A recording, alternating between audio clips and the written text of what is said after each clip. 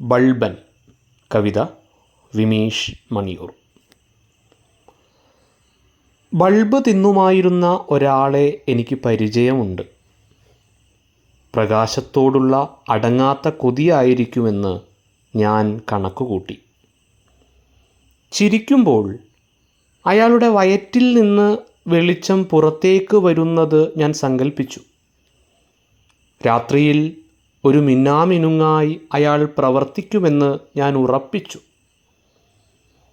വെളിച്ചം പല്ലു തേക്കുന്നു, വെളിച്ചം കുളിക്കുന്നു, വെളിച്ചം നടക്കുന്നു, വെളിച്ചം ബസ്സിൽ കയറിയിരിക്കുന്നു, വെളിച്ചം സാധനം വാങ്ങുന്നു, വെളിച്ചം മുടി വെട്ടുന്നു, വെളിച്ചം പത്രം വായിക്കുന്നു, വെളിച്ചം കള്ളം പറയുന്നു, വെളിച്ചം മൂത്രമൊഴിക്കുന്നു, വെളിച്ചം കണ്ടം കൊത്തുന്നു, വെളിച്ചം കച്ചറയുണ്ടാക്കുന്നു. ഹോ, ആലോചിച്ച് ഞാൻ കുളിരുകോരി.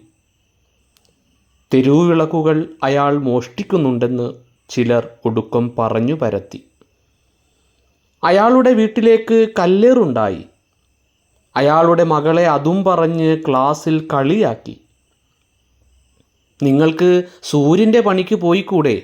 സ്കൂളിൽ പോകുന്ന വഴി കണ്ടപ്പോൾ ഞാൻ അയാളോട് ചോദിച്ചു. അയാളുടെ വയറ്റിലിരുന്ന് കുപ്പിച്ചില്ലുകൾ കിലുങ്ങി.